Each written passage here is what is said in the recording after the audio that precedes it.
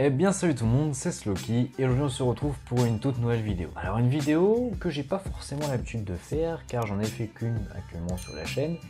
En même temps, je parle pas souvent de l'urbex en dehors de vidéos vraiment d'urbex d'exploration. Mais ces derniers temps, j'ai envie d'un peu plus en discuter avec vous, de vous présenter un peu l'envers du décor, de vous présenter les choses qu'on vous dit pas forcément si vous souhaitez faire de l'urbex, etc. Découvrir des choses aussi, parce que peut-être que vous souhaitez vous lancer dans la pratique, mais vous hésitez encore.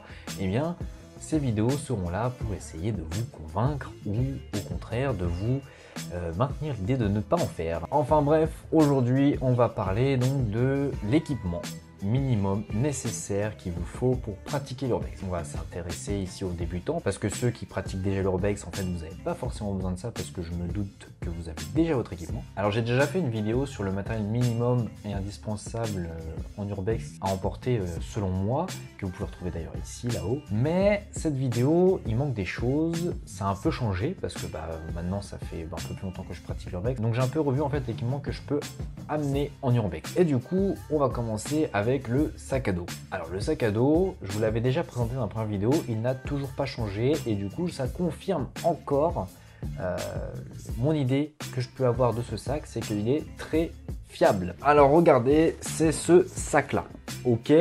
Donc il n'a pas changé, c'est toujours le même que je vous ai présenté dans la première vidéo pour ceux qui ont vu la première vidéo. Si vous ne l'avez pas vu, bah voilà, c'est le sac que j'utilise pour aller en urbex. Et c'est un sac donc de type militaire. Alors de type militaire mais qui est très fin comme vous pouvez le voir. Alors c'était un de mes choix.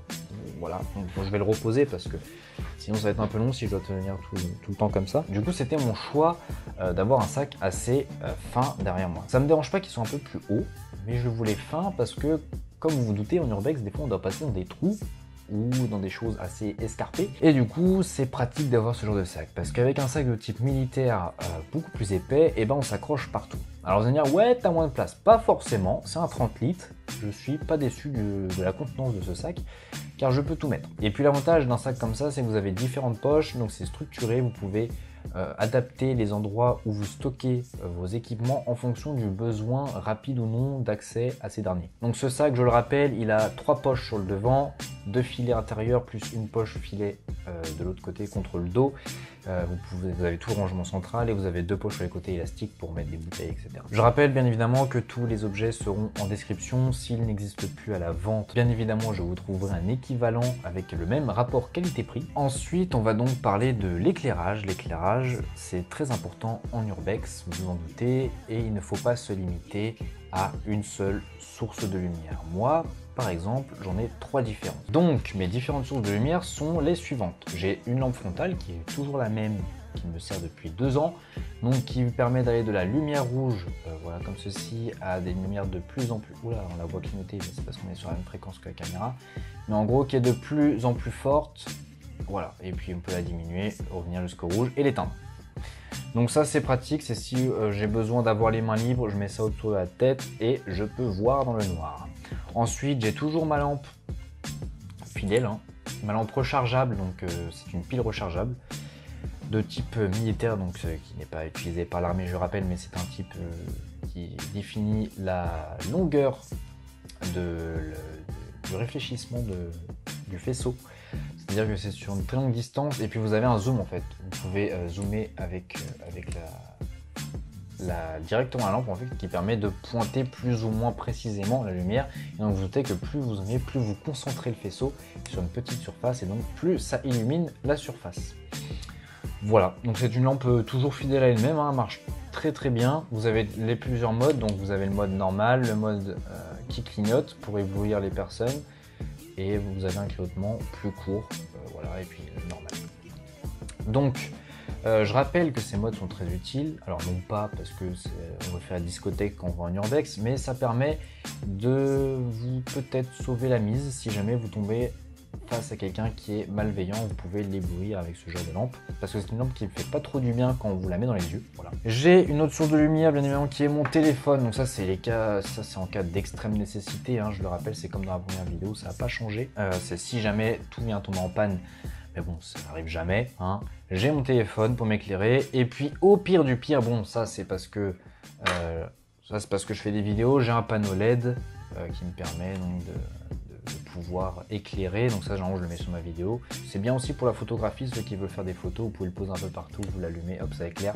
C'est plutôt pas mal. Alors un autre point qui est important, selon moi même très important et que je n'ai absolument pas parlé dans la première vidéo, c'est pour ça que je fais cette vidéo aujourd'hui, c'est vos vêtements. Parce que je vois beaucoup de gens qui peuvent faire de l'urbex en short, avec des petites chaussures pas très épaisses ou autres. Alors bon, on peut se le permettre quand c'est un spot qui est très ouvert, facile d'accès, absolument pas dangereux, en faisant un peu attention, ça passe. Mais sur des spots un peu plus compliqués où potentiellement il peut y avoir de la ferraille qui vous coupe, potentiellement il peut y avoir des vis ou des clous par terre, je conseillerais quand même dans tous les cas d'avoir un équipement adapté à la pratique. Donc pour ma part, j'utilise des chaussures de randonnée. Bon, je vais pas vous les montrer parce que des chaussures de randonnée, il y en a beaucoup, il y en a de toutes les gammes, il y en a de tous les prix.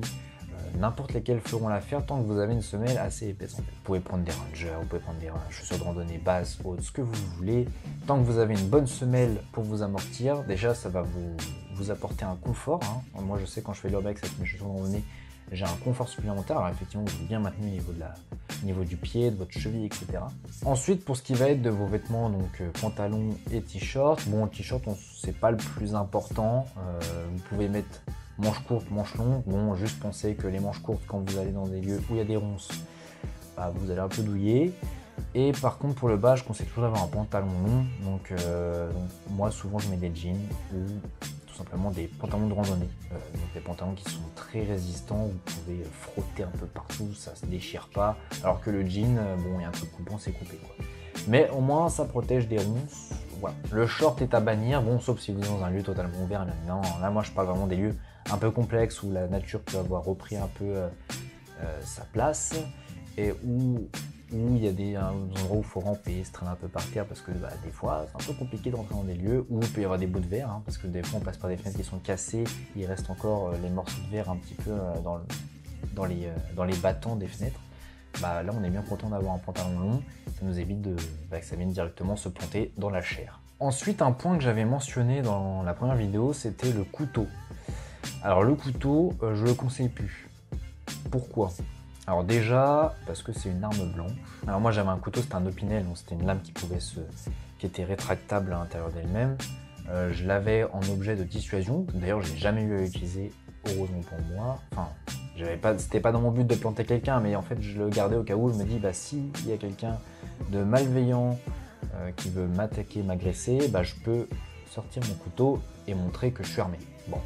Je pense que c'est pas la meilleure des méthodes en fait, en prenant du recul, parce que ça va sûrement plus énerver la personne en face qu'autre chose. Donc le couteau, je l'emmène même plus. Et puis aussi, c'est pour une autre raison, c'est comme maintenant je fais des lieux un peu plus dangereux, un peu plus surveillés. En cas d'arrestation, si vous vous faites fouiller et que la police retrouve ce genre de choses sur vous, ça peut ne pas jouer en votre faveur. Si jamais vous avez vraiment peur de vous faire agresser ou autre et que vous voulez avoir des objets dissuasifs dans votre sac, donc déjà pensez que vous en avez un qui est très important, qui est votre lampe. Une lampe dans les yeux, ça fait pas du bien. Et sinon, vous pouvez prendre des bombes au poivre sous forme de spray qu'on peut envoyer dans les yeux, des trucs du genre. Pour moi, en tout cas, en prenant du recul, je n'amène plus de couteau, quel qu'il soit, dans mon sac en urbex. Donc c'est fini pour la partie vraiment équipement, qu'est-ce qu'on peut emmener. Maintenant, on va passer à la partie consommable. Toujours prendre la trousse de soins, ça je l'avais dit lors de la première vidéo. Mais on va dire que c'est très rare qu'on l'utilise quand même en urbex. Donc moi en fait j'ai un peu réduit ma trousse de soins, c'est-à-dire qu'à l'époque je prenais pas mal de choses.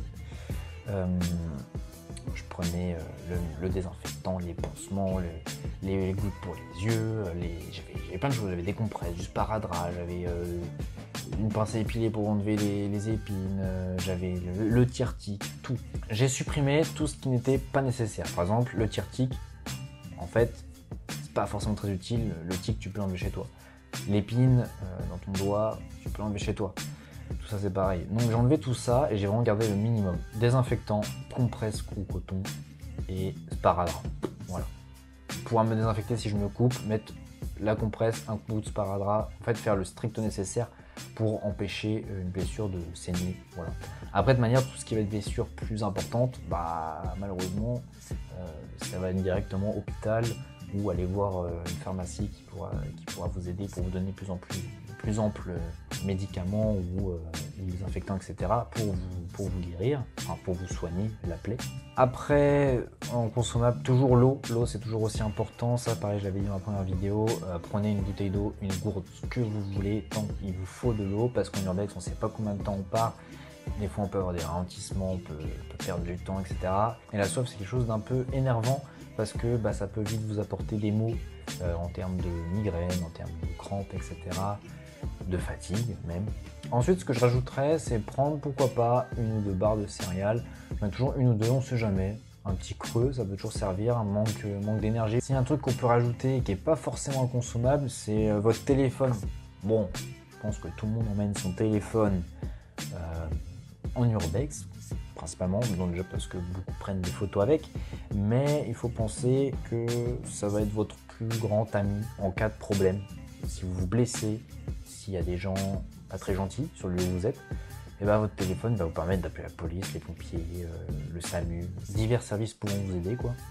Donc pensez à l'avoir, voilà, ce serait une très mauvaise idée de ne pas le prendre. Bon, alors je vous propose quand même des petits bonus, de choses que vous pouvez prendre pour anticiper certains problèmes en urbex. Je ne sais pas si vous le remarquez, enfin en tout cas moi c'est mon ressenti, plus le temps passe et plus l'urbex c'est un peu mal vu. Parce que en fait on vient de plus en plus, on nous associe à des casseurs, aux gens qui dégradent les lieux, alors que pas du tout, hein. Nous les urbexeurs on est là pour profiter de la beauté des lieux, on n'est pas là pour voler, dégrader, en gros on passe juste faire nos photos, nos vidéos ou simplement en prendre plein les yeux et on repart. Si on ne peut pas rentrer de Paris, on ne va pas casser le lieu pour pouvoir rentrer. Et du coup, malheureusement, je trouve qu'aujourd'hui on nous associe de plus en plus à ce genre de personnes parce que en fait, ces personnes-là ont justement compris que en se faisant passer pour des urbexeurs, peut-être qu'ils vont échapper à la police, etc.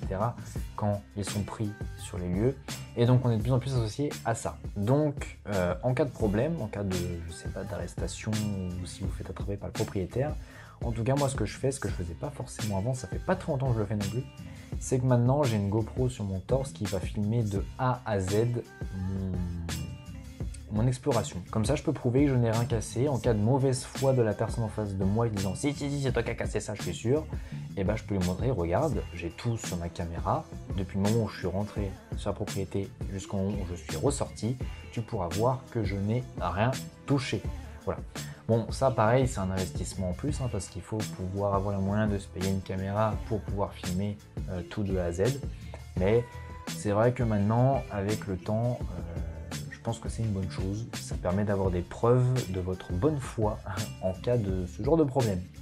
Voilà, donc c'est une des premières vidéos de ce petit nouveau format où on va discuter un peu d'urbex. On est sur une vidéo un peu plus chill, vous voyez, je vous parle comme ça, vraiment à cœur ouvert. Enfin, pas vraiment, mais... Vous avez compris quoi. On discute de vous à moi, je vous transmets moi mes ressentis, mes retours, etc. Et puis ça permet de débattre, Vous pouvez utiliser les commentaires pour dire ce que vous pensez qui est pas bon dans ce que j'ai dit, ou ce que vous confirmez, ou si vous voulez ajouter des choses, ou si d'ailleurs aussi vous voulez poser des questions. Utilisez les commentaires si jamais vous souhaitez que j'aborde certains sujets sur l'urbex, que ce soit n'importe lesquels, juridique, je sais pas, plein de choses. Mon matériel vidéo, comment je fais pour trouver mes lieux. Bon, je vais pas tout vous donner parce qu'on a chacun nos petits filons, mais des petits tips. Enfin bref, voilà, n'hésitez pas à le faire dans les commentaires. J'espère que cette vidéo vous aura plu. Si c'est le cas, n'hésitez pas à liker, partager et vous abonner. Ça permet de soutenir la chaîne. Et on se retrouve très prochainement pour une nouvelle vidéo. C'était Sloky. Peace!